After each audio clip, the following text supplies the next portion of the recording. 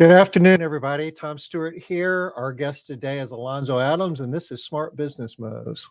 Alonzo, how in the heck are you? I'm excellent, Tom. Thanks for having me, and I'm excited to be a part of this and talking about my favorite topic, leadership. So I'm ready to go, man. Leadership is a big part of the recipe. With a lack of leadership isn't going to get you very far. It's the foundation, man. It's the foundation to the success of businesses, families, industries, whatever you name it. The foundation of everything all revolves around leadership. And the biggest thing about leadership, influence. You know, I'm really excited to have you here today. I don't think Liz is going to be able to make it. She's on the Oh, road, taking it care is. of business. She's got a lot of balls in the air, but Yes, yeah, yes. we'll anchor this thing down and we'll make it work. We'll rock it. We've And we known do each it. other for how long, Alonzo? How long have we been doing Oh this? man, what we got like 20 years, 2 decades here.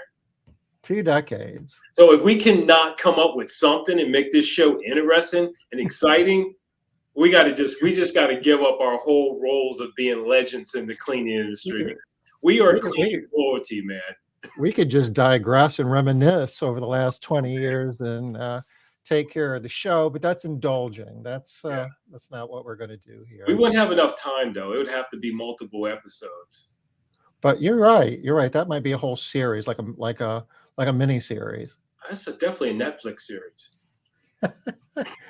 You know, we were talking, I guess, before we got on the air that we've got this whole ISSA convention coming up. Yes, I guess that was where we met, right? we did. We met at the first one. Well, not there. No, we actually met at the. I guess that was the leadership convention we were calling it at that time when ARCP was actually have a event in San Antonio. I'm not sure what I'm sharing here because I'm working right. Um, yeah, it was. It was. It wasn't called ARCSI at the time. No. It was called ARCP, Association of Residential Cleaning Professionals. Yes, that's who we were. We And, wore that. We wore that title for a while. and Perry Phillips was the, I guess, executive director. He actually was the visionary that pulled all that together. Yeah, we're going to be speaking about that too today. Visionaries. Yeah. Yes, he was a visionary of it, and you think about it. He was a. Hopefully, he's even listening. No, he had that wild idea to really unite these residential cleaning services around the world and well around the country at that time, and then we had a bigger vision to make it around the world. That's when we Yeah. became ARCSI, and we And brought in the through, international through component. the international in there. Yeah. Yeah, and we thought we that was big time when we put that international behind it, man. Wow, that was like putting new rims on a vehicle, you know. And we were like explorers, We didn't even, we were going in a general direction, but we didn't know what was, over that next mountain range. We were just kind of wading out there and figuring it out as we went. No, I mean, but guess what? You know, exploring, going into the depths of what this thing could really be, how many people it could touch, and how many great businesses were created, great leaders. It's been amazing. It's been an amazing journey. I'm thankful to be a part of it. Thankful to know people like yourself, Liz, and other, great professionals throughout this country because we would have not united if it wasn't for, Perry Phillips creating this way of actually bringing forth the importance of association and professionalizing this industry. So it's been awesome. It's been Oh, a good ride. somebody's already asking for Liz. Liz is on a road trip. I'm not sure if she's in a plane or on the ground, in some foreign place, some other state. Anyway, yeah, she had business to take care of, so she's on the road. So We will be Alonzo and enough.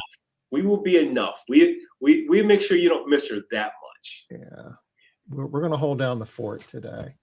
So, um, just a quick plug here about what's coming up here in November. We have a annual convention and trade show for ISSA Residential, formerly known as ARCSI or ARCSI.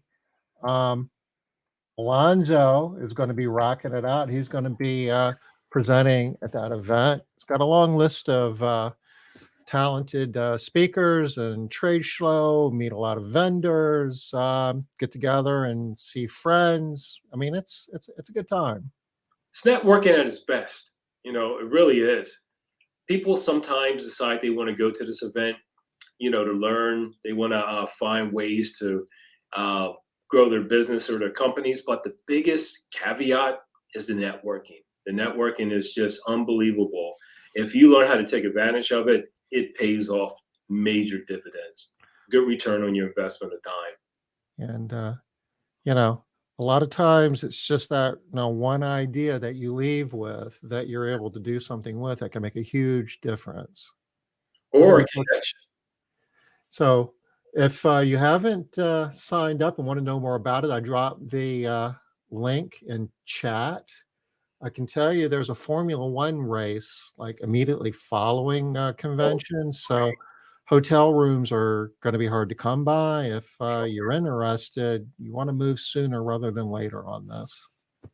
Always fun at those events and always good to see you guys again. So I'm looking forward to it. I am as well. It's going to be here before you know it. I know the time is down. I got like a countdown timer and everything. So I think we're officially at about, I think it's like 40, 45 days now to be exact. So it's going to be cool.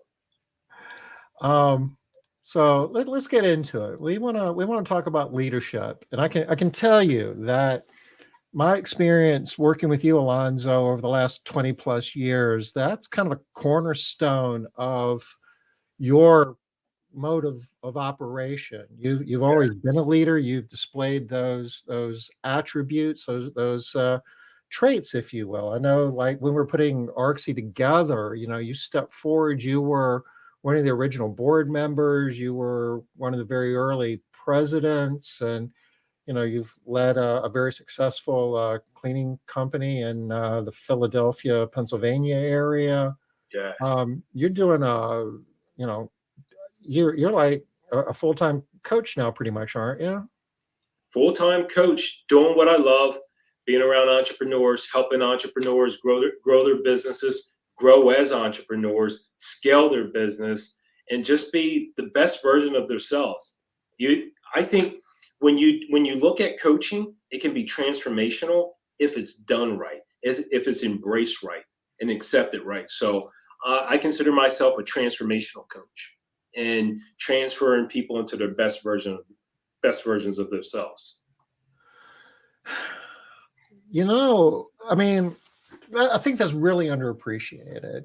Right. I think a lot of us go through life thinking, I can do this on my own. I can figure, and we're entrepreneurs, right? So naturally it's like, hey, I got this. I don't need any help. Oh, that was me.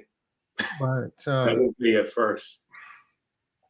It's just that extra little bit of figuring out that one thing that you don't even see can make such a huge difference. I'm all about coaching. It took me, here's my thought on it. It took me a hell of a long time to figure out that, you hook yourself up with the right coaches, it can it's like Powerball. It can 10x where you're going. Really? And don't waste time beating your head against the wall for years only to kind of throw your hands up and then figure it out. Do it now. No, you're so right, Tom, because I think about when I first got coached, was I 100% coachable? I wasn't 100% coachable, but I learned from being coached more. So the more I work with coaches, the better I became about being coachable. And I saw the return on it, because the return on it was just leading me to better ideas for my business, better approach, better planning, and way better execution. And and a good coach will give you the opportunity to develop those skills. A good coach is gonna basically give you the tough love, and you're going to hear it and you're going to say, well, you don't understand. My business is different. How many times have you heard my business is different? You don't understand. All the time, because I coach people in different industries. So everyone thinks, even I coach painters, plumbers, electricians. Again, we know residential cleaning people, janitorial cleaning people, and people that do all different industries, and they all say that same thing. But it's the foundations, it's the same principles that make businesses succeed. And that's what it comes down to, because some people come to coaches and they are looking for the secret sauce, right? The secret sauce. Give me the secret sauce. Give me the tricks. How did you do it? Give me even some hacks, right? But it all comes down to saying, you know what? I need skills. Skills are what pays the bills. And a good coach will work with you to foster and grow and create those necessary skills for you can have long-term success. Because if you're getting hacks and tricks, and I can tell you, hey, look, you can go do this, different tricks or something for your business, it's a short game. It's a very short game. But if you're playing the long game, learn skills, man.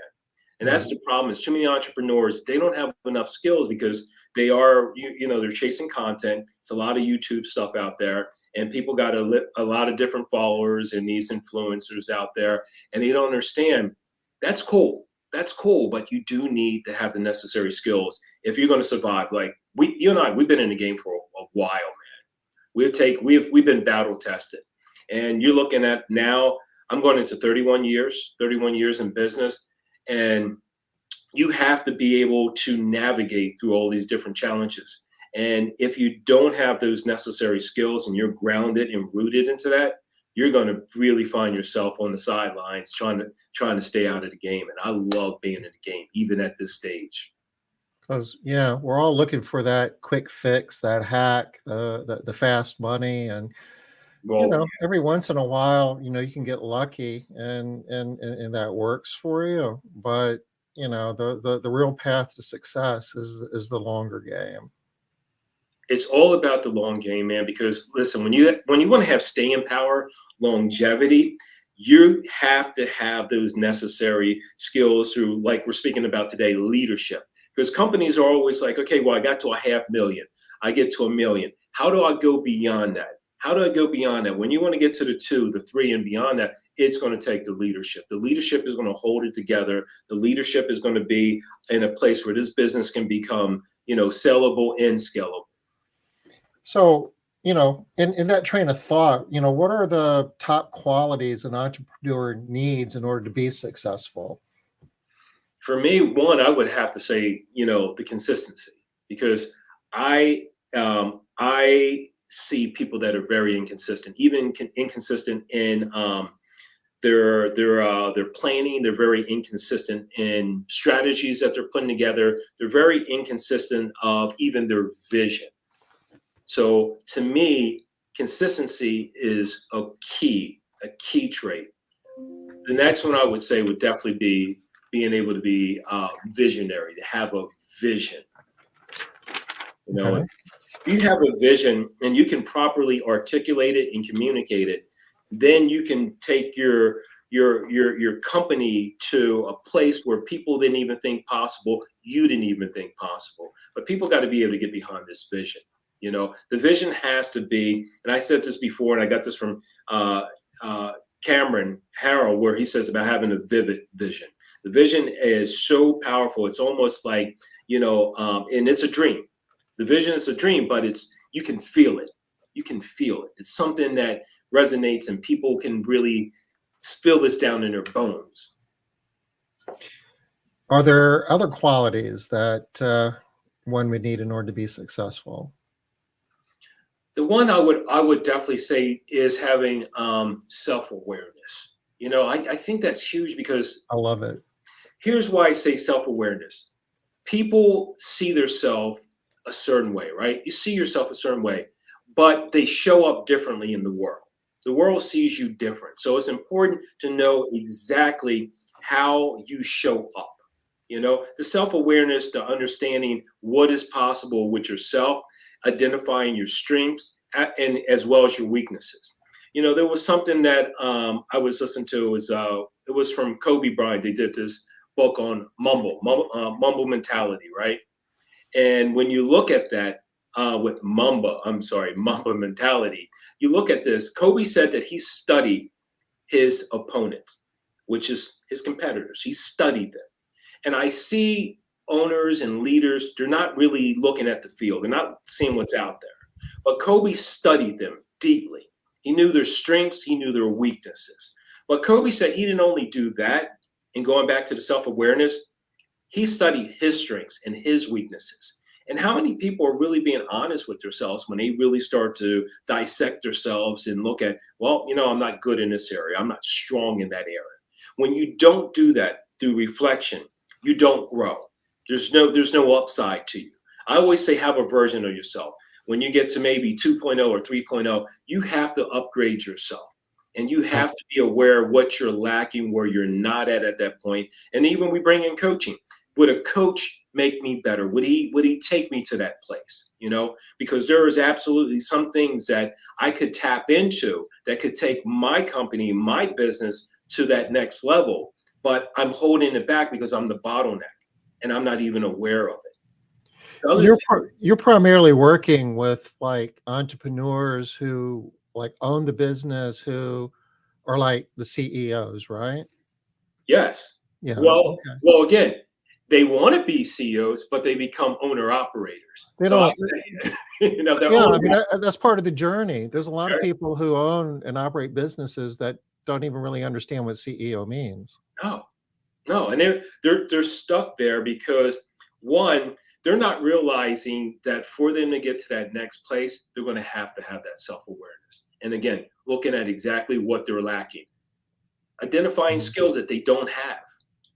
And if you take a look at leadership, that's not what people come to me for, Tom. They don't come to me about leadership. They're coming to me, hey, you got a marketing idea? We don't have enough leads. Right now, we're not making our revenue number. And they're all about that. Leadership's not sexy. No, it's not. No. And good management isn't either. It's really boring if you want to get right down to it. But, at the heart of it, is leadership. And, you mentioned, the things you mentioned in terms of like consistency, vision, self-awareness. There's some things that the CEO has to do. And if the CEO doesn't do it, it doesn't get done. And if the business doesn't even have an owner that recognizes that they need to be the CEO, I guess that's what you're seeing. You've got you think you got a marketing issue, you think you got a sales issue, you think you got a quality problem, you don't have enough money to make payroll on Friday. Those you're looking in the wrong place. The wrong place. It's always the mirror, the man in the mirror, and being even the coach to be able to show them the mirror, because everyone will find something to blame. And it usually doesn't start with them, but they will find it's not enough lead. It's the economy. That's the thing right now. It's economy. So the recession. But are we leading in the right way to have our focus right, to have our attention and our energies in the right place? I see too many times where leaders will sit back and they will let things be dictated and not dictating the pace or the momentum. And then we look around quarter after quarter, we start to see decline. And that's when you're seeing the absence of leadership. Where the leader shows up is a leader that's making the adjustments and the necessary corrections. The difference between making it happen versus letting it happen. Yes. You let it happen, it'll happen without you. But, and sometimes you get lucky. Sometimes you don't. Sometimes it is. Sometimes it comes down to luck. It does. What's funny, me and my son was talking about when you speak about luck and how things happen is like, we looked at like Tom Brady, the great Tom Brady. It's like, man, this guy is just great. And we look and say, well, this guy was drafted late. He was late. No one ever saw it coming. They didn't see it coming with Tom Brady. And I don't want to say it was luck that Drew Brees got hurt, but Drew Brees got hurt. So Tom Brady went in for him. And because Tom Brady went in, he played a hell of a game and he became the guy. Did he get lucky? I would say so, because he wasn't going to start any other way.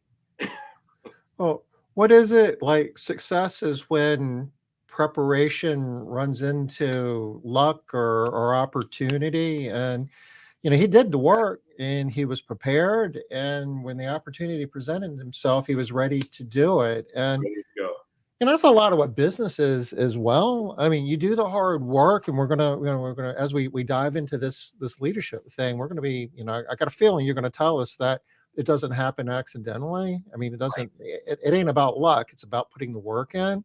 Yes. And then we've got to wait for the opportunity. And sometimes we can make our own opportunity, and sometimes the opportunity falls in our lap. But if we haven't put the hard work in, the opportunities are going to come and go, and we're not going to be able to do anything with them.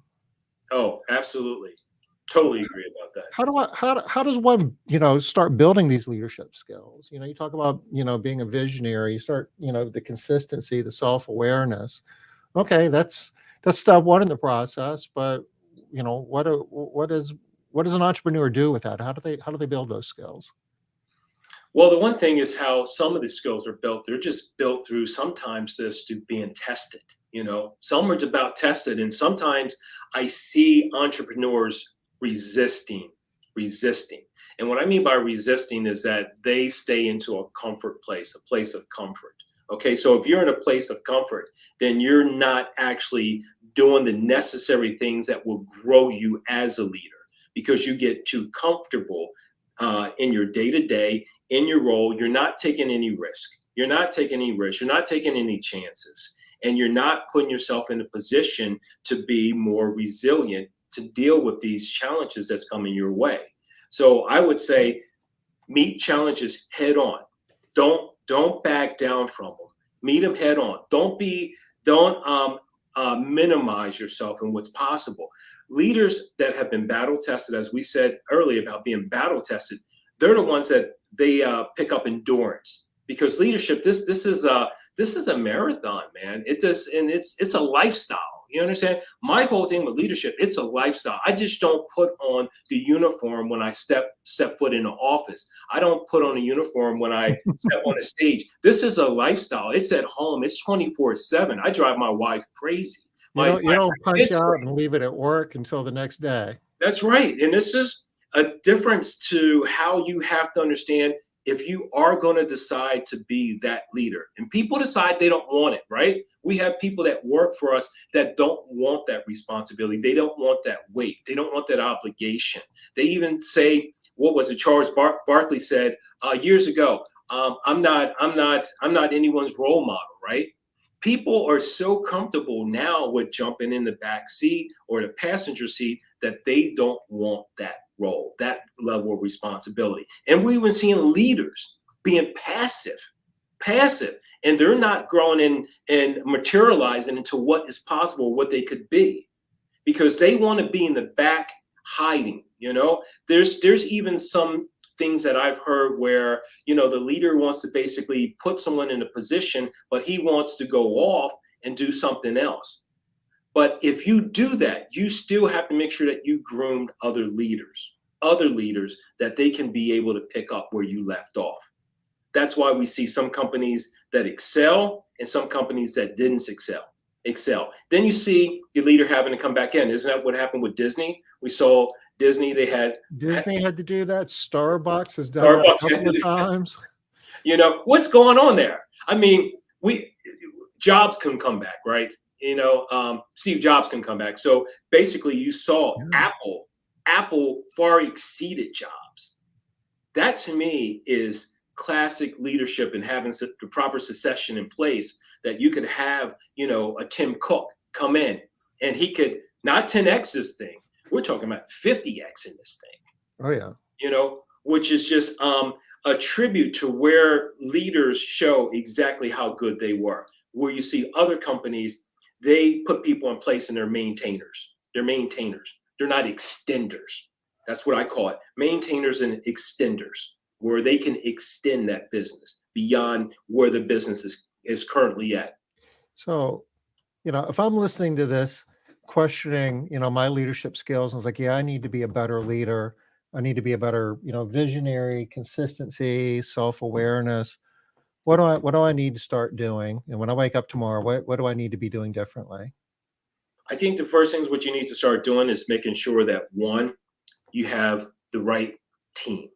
And then the one thing is with growing your leadership is working with your team and uh, taking your teams to where they're capable of, taking them beyond where they're at today, and taking your time to value them with the right connections. Because here's what I was actually coaching a client with today is that we want our people to be connected, right? Whatever, if they work, remotely, whatever, we want them to feel connected to the company. We want them to feel connected to the vision, but we are not connecting with them. So the one thing about with the leadership is working on how we're connecting with our team, how we're connecting with our staff. Connections to me is huge because behind the connections, what we said what leadership is just influence. You want to be a better leader, you're going to have to work on how you influence people, not manipulate people, but how you influence people. And most of that influence is going to is how you're showing up as a leader. That's the biggest influence is, again, don't tell me, but show me. Be that example. So that's where I've seen the best leadership grow is through these ways of working on how you're really showing up and putting in the work with reading books. Are we reading books? Are we reading on leadership? Are we really interested in leadership and getting a better understanding of the leadership? Let's talk about that just for a second. If how do I become a better leader? If nothing else, let's just read a book and just Google go to Amazon or just Google leadership books. I mean, we could probably give a list of recommendations here, but I mean, there's a lot of classes. You can't go wrong. There's not a bad book out there to read on leadership. That's true. I mean, there might be, but if you Google it, it's not going to pop up. Right. There's you can get something. Yes. But John Maxwell happens to be one of my favorite when it comes down to leadership topics. I'm sorry, which one? John Maxwell. Maxwell, he's loaded in leadership. It's just a great place to go if you're looking for leadership. So, give me an example. I mean, you have, been a leader for 30 years within your own businesses, and you've been coaching a lot of other business owners, entrepreneurs on leadership. Can you think of an example of, what, you've learned, from your entrepreneurial experience as it pertains to leadership? The biggest thing I would say, Tom, is learning that you have to adjust your leadership style. You have to be adjusted because everybody, is so different and they come from different backgrounds. They come from different cultures, but you have to be able to, one, listen. You have to be able to relate, to different people from different backgrounds. And you have to be in a place where you don't have to have all the answers. And when you present yourself in a way where you don't have all the answers and you're opening up for other people to be collaborative, you're opening up for people to be, transparent, to be who they are. I think it's very important to understand that you have to change your style and adjust to different people and, personality types. When I see a leader that's just locked in and they're just headstrong on that one leadership style, they tend to have problems and issues, and it comes back and it hurts them, and they don't fully capitalize as they can. Because when you think about building a business, and this is what anybody that's tuning in for this is probably saying, okay, how do I build a business? It's not about how you build a business. How do you build people that build a business? Because it's the people that build the business. I love that. And being able to adjust. It's like being a carpenter, and the only thing you have in your tool bag is a hammer. Well, that's great if I need to drive nails, but what happens if I need to cut a board in half or something? If I don't have, you need to have multiple tools in your bag if you're going Yes. to be an effective leader. I've And learned that the hard way. yeah, Yeah, I've learned that the hard way. I have one way of leading, and that one way of leading is not for everybody. in the idea that I am the leader, I need to have all the answers, and I'm going to provide all the answers. And you know, in that frame of mind, you don't listen a lot. It No, really doesn't matter what anybody has to say anyway. You've got all the answers. right. And that's how. And let's think about what you said. How, if that's the case, how are you going to have people connected to the vision? Right. This is why people don't know the vision of the leaders, or they don't know the vision of the company that they work for. And this is why people show up for a paycheck. They don't show up for the mission, but they show up for a paycheck. And these leaders are struggling to say, well, how do I get my people to show up for the mission? How do I get them to do that when everybody else is just showing up for the paycheck? And you mentioned earlier about building a team. And even before that, we were talking about, we're CEOs running our businesses, and a lot of times we don't even realize we're CEOs. And there's certain things, if a CEO doesn't do it, nobody's going to do it. Right. And building the team is part of it. And you can't build a team unless you're listening. And okay, you might, even if you have the answer, don't cheat somebody else out of the team on the team the opportunity to provide the answer, because that's how they grow. As Yeah. as the leader, if there's somebody else can do it, let them do it, because they're developing their skills at that point. And that's what you're doing. You're helping develop people. And that's why I said if these people are developed properly, they're the ones that can build that business. And if they feel and invested into the business and they can see the fruits of their labor, then you got people that have now bought into the mission. And that's what I'm after. I'm after people that's about the mission. You know, where are we going? Where are we headed? Who wants to be a part of this mission here? And we have seen where we have done horrible at that, and we have seen where we have had to grow and improve and have people that's showing up for that. But that's when we did our best communication. It's when we communicated clearly what that vision was and we laid it out. When the vision was a little bit, fluffy, or it was just something we said, sporadically, it's nothing to connect to. It's nothing to connect to. And two, no one's saying, how do they fit into it? How do they fit into this vision? Is it your vision or is it our vision? You know, Andy Grove was like one of the old CEOs at Intel, and this is back when Intel had a ton of game. And he took them and he was like one of the key people that made them a powerhouse, back in the day. And he spent most of his time training and developing people, building an organization. That's what a CEO does. And the vision, and I'm going to throw strategy in there as well, because that's at that kind of is vision's first cousin.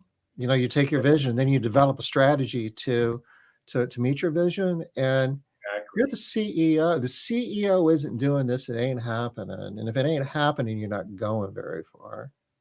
That's right. But here's what happens is that you start to see other things. You start to see other things. And again, we know entrepreneurs are always jumping at shiny objects, right? And 1 minute they got the company going to the left, 1 minute they got the company going to the right. They go to a convention, they come back with a new idea, they hear what someone else is doing in their business. We should be doing that. We need to implement that. And they get away from the vision, and people don't believe it, and people don't follow it because they're like, okay, what's the flavor of the month?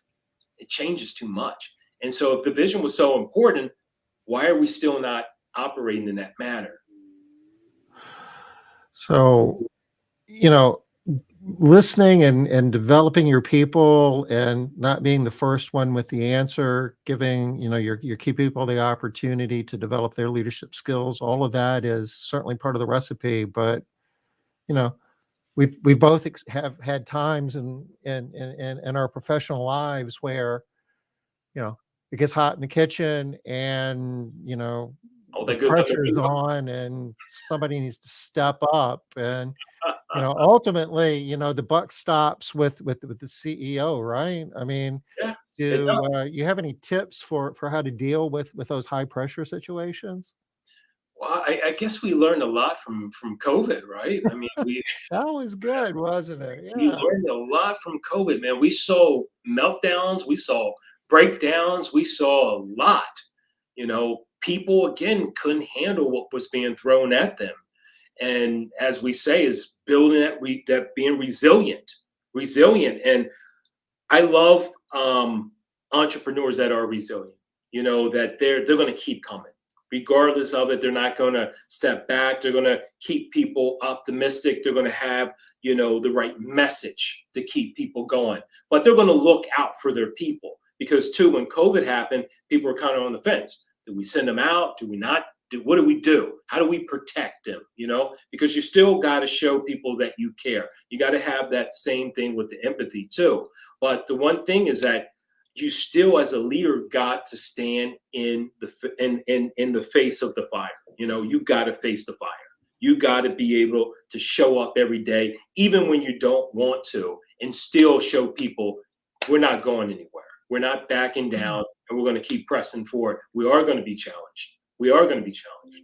You mentioned earlier, you know, the leader is a big part of that is influencing the right behaviors out of everyone in your organization. And, you know, Oh I yeah. guess under those situations, you're leading whether you want to or whether you even realize it. And that, you know, if you're not doing it the right way, then you're leading people in the wrong way. If your behavior is, oh God, we're screwed, then you are, because everybody else is gonna buy into that and they're gonna follow. Oh yeah. That's why again, still that self awareness comes back in. If you had that meeting, what was the message you delivered? How did you deliver it? How did you sound? And the one thing is, how are you walking through the door? Where's your head at? Is your head hung low? Is your chest up? Is your shoulders back? How are you showing up? And we're still again working with our people, telling them those same things because I can get behind a leader that shows boldness, that's courageous, that has courage, that's confident.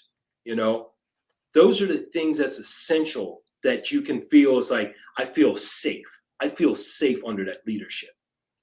So, if I'm gonna be a successful leader, I just need to kinda give up on other aspects of my life, work-life balance, throw that out the window, and I'm all in terms of, leading my company, right?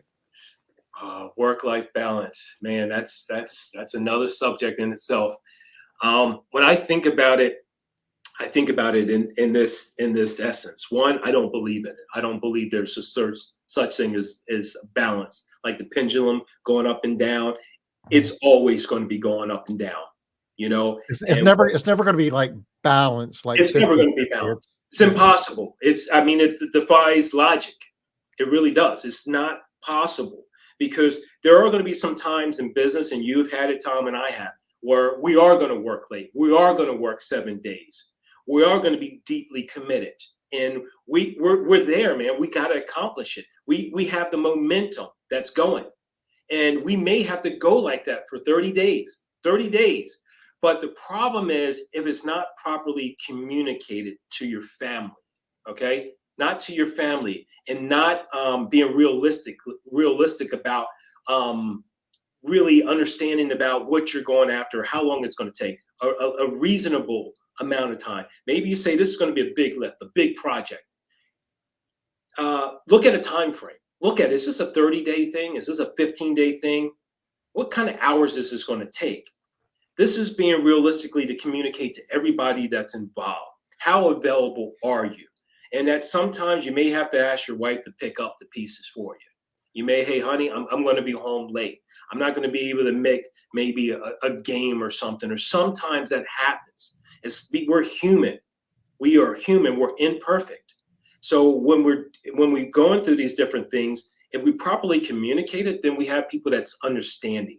We have people that one can accept that versus we're not saying anything or we're constantly in the neglect phase. You cannot keep going at a certain pace and neglect your health. You can't neglect your family. You can't neglect that, even if you're spiritual, whatever. You have to have some way to have things in proper perspectives.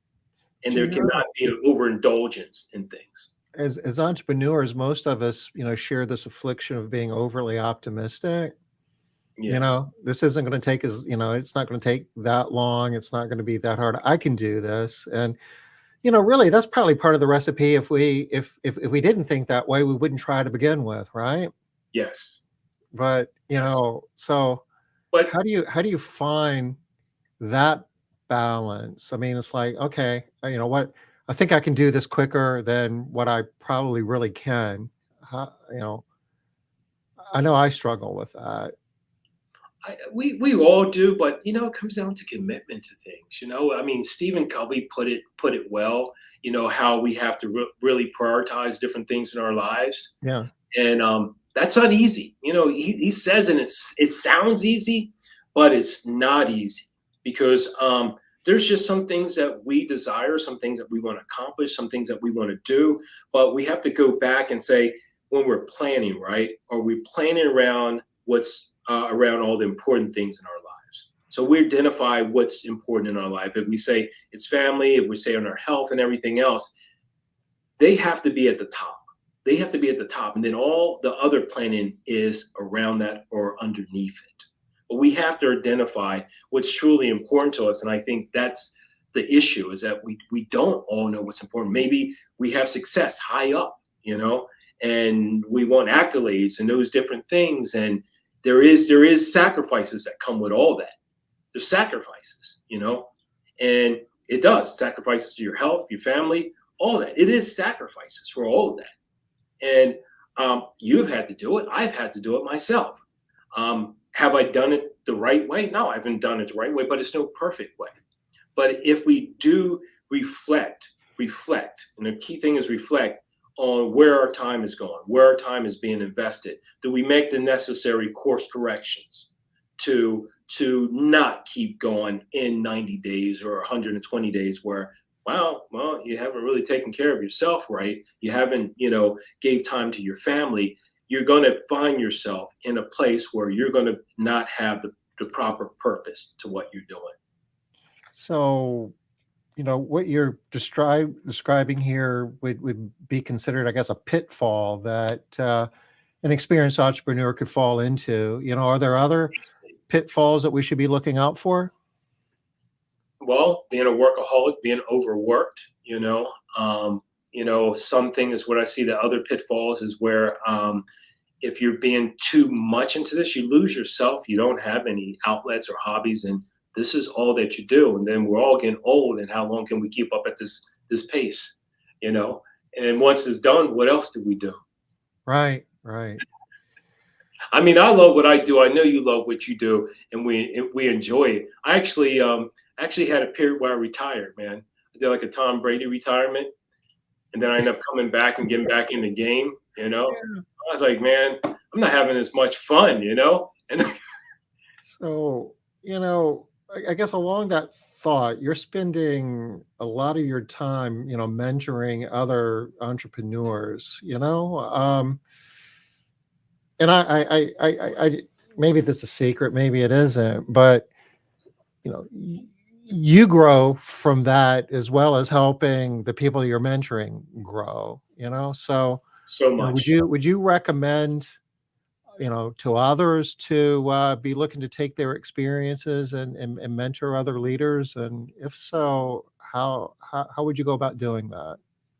Oh man, it's one of the greatest things that I have done with starting out with men being a mentor and being in mentorship because I actually was a chair for the entrepreneurs organizations and we headed up the mentorship program and we really kicked ass. We actually had the biggest mentorship program in the country, biggest in Wow. the country in ours, Okay. and very rewarding. So there's ways that people can do it through small things like boys clubs, through your church. You can do it through the association as well. And Tom, you and I have done it many times to other business owners that were, in situations where they were struggling, they couldn't figure it out.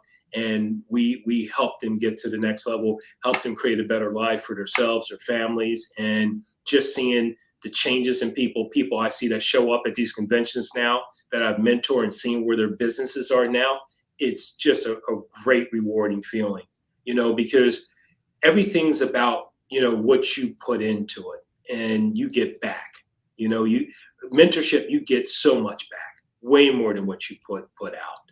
And it has helped me see better ways to how I could really help my staff as well through the mentorship. But I think people should start with first mentoring people with inside their company, people in their churches, and just really finding a way that they can put their times and efforts into creating some type of mentorship that they're proud of and that they can continuously do. Because I continuously do it myself, even though I coach. Mentorship is different. Okay. And you're developing skills as part of that.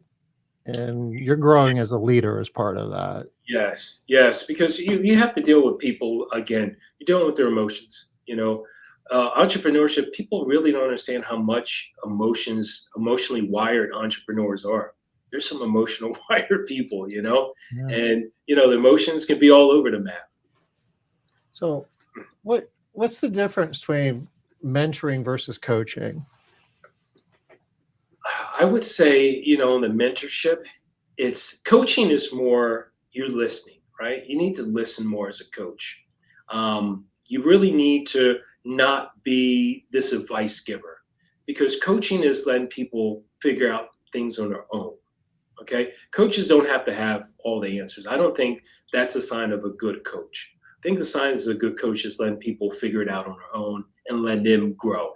Asking the questions to help them see the gaps in their thinking. Absolutely, because when we're supplying all the answers, you're basically just doing something I told you to do. You need to feel a part of it. You need to feel like you need to own it. You need to. And if it was the wrong choice, you can correct it. And when you're in that position where people come up with their own ideas and they solve their own problems, they are in a position to grow quicker as leaders. Completely. And they feel a sense of satisfaction when that's created as well. Mentorship is on the other side. I will say I'm grooming people. There are things that I am giving, more feedback on. Mentorship is I'm actually we're going more even in a personal space, and we're working from that standpoint. As to coaching, it tends not to be as personal. It can be more on the professional side. Mentorship Unless you're doing life coaching, of course. I don't do life coaching, Okay. That is so good. So it's the mentoring is a little more prescriptive, a little more almost like a variation of a type of teaching, I guess. Yeah, I teach when I go through. I teach people things a lot that I learned. I share a lot about the mistakes that I made, and we're helping these people again, just not just from the professional standpoint. It's just you're really more committed to them in the sense of their personal well-being as well.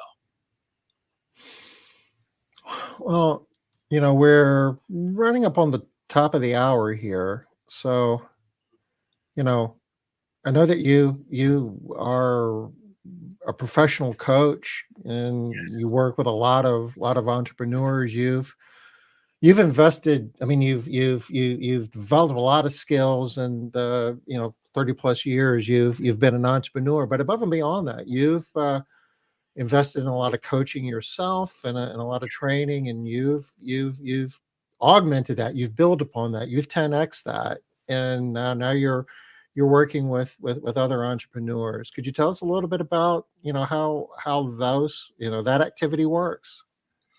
the one thing is great about working with my clients and what I help them do is that one, I look at, we talk about the strengths and weaknesses, right?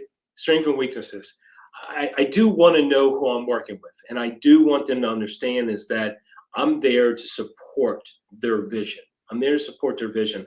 If they don't have a vision, I'm helping them get clear on their vision. You know, the one thing is that you see on my website is that transformation happens by simplifying and removing complexity to dramatically improve their performance. So when you look at what I do with entrepreneurs, I work on how they could be exceptional performer, how to really become more efficient, how they could excel, how they can become at the top of their game. That's why when I coach people, it's like, I hear them, hey, do you know how to do this? Do you have, no. Let's look at where you're at. Let's look at how we can transform you into who you need to be to get what you're after. The one thing is I know from entrepreneurs is sometimes they don't understand. They need to think about who do they need to be to get to what they want. Okay, because I will coach a guy and they were like, well, I'm not going to do that because that's not me. That's not me. Well, we're not focused on what's you right now. We're focused on what you can be. Mm-hmm. Not you in the present sense, but what you can be. And that's going to result in transformation. You know, that's going to mean, again, that you're going to have to do some hard things. You're going to have to let go of some bad habits. You're going to have to create new habits. You're going to have to develop in the way of being that top performer. So I push people to be at a exceptional entrepreneur by learning the necessary skills. So we're about skill building, man. We build serious skills that make people better entrepreneurs. So when they become that, that business is not going to be stopped by them. It's going to grow with them. Too many people are not working on those necessary skills. That's why the business is not going to ever go beyond where the leader is currently at. Is there an accountability component? Absolutely. I'm constantly looking at exactly guys that do what they say they're going to do. And I shouldn't say guys and girls, but I'm looking for people that's going to do what they say they're going to do. But we're gonna map it out and flesh out what's the real important things to focus on and do, because sometimes no one really knows where to start. They don't know where to start. So we get granular and saying, okay, what is the real high level important things that we should dive into and be focused on? And that changes from quarter to quarter, quarter to quarter. But we're looking at everything from a weekly, monthly, and quarterly standpoint that's actually going to help them excel as an entrepreneur and their business go to that next level. Because every business right now is looking for the right leader, man. And I'm working on building and giving those companies the right leader. So if, doing the hard work and making those changes is scary for you, and it can be, it's like, gee, I don't know if I want to work that hard. I don't know, but, having a coach and creating the accountability makes it a whole lot easier, Well, I don't coach everybody, Tom. I have turned down a lot of people, because if someone's not committed, man, it's a waste of my time. If you're not committed, you got to be all in, man. You got to be willing to do the hard work, do the hard things, come out of your comfort zone. Realize right now, like I said, who you are is not who you're going to be after we do work. And man, I'm gonna show you that mirror, and I'm gonna put that pressure on you. And some people get afraid of that. They do. They get afraid of it. It's like, change me, change. But the part that it's hard to appreciate is if you commit, then you'll be able to make change that you wouldn't otherwise be able to make, or you wouldn't have the right. I've been working with a personal trainer just to work out, and tomorrow morning I'm going to be at the gym at 5 o'clock. And I promise you, if I wasn't working with a trainer, I would be in bed tomorrow morning at 5 o'clock. I'm better off for it, but I need the trainer in order to make that happen. Man, I've had my trainer now, Tom, for probably about 15 years. And I have a gym in my home. So I have a gym in my home. And I do that during the week, but I work with my trainer on the weekend because that Saturday is hard to get up and get into a workout. And because I have that trainer, I paid for that trainer, I'm there. I show up. I do the work. I do the work. And two, I don't want him. I don't want to be a waste of his time. You know what I'm saying? I Right. want to be that guy that comes in. I'm 53, man. I want him sometimes to think, man, this guy looks like he's 33. You know, he's going at it like he's 33, committed, dedicated, and willing to put in that hard work. So I think it's a great thing you're doing it, man. Really is. So that's what you're doing for entrepreneurs, for business owners. So if I'm listening to this and it's like, I really do believe that I should be performing at a higher level. I should, we all need to be the leader that our people or organization wants us to be. And if that inspires you as an entrepreneur, what's the best way for me to learn more about how you can help them get there? Connect with me, Facebook, Instagram. See me right here on my website, Alonzo Adams Coaching. Reach out to me. We can do a good fit call, see if there's a match, see if there's compatibilities. I would like to see which I would like to hear your vision. I like to hear where you want to take your business, your company, and who do you want to be as that entrepreneur. Who do you want to be as that leader? So those are the things that's important to me. If I connect with your story, I think your story has to be moving, to me, and we connect.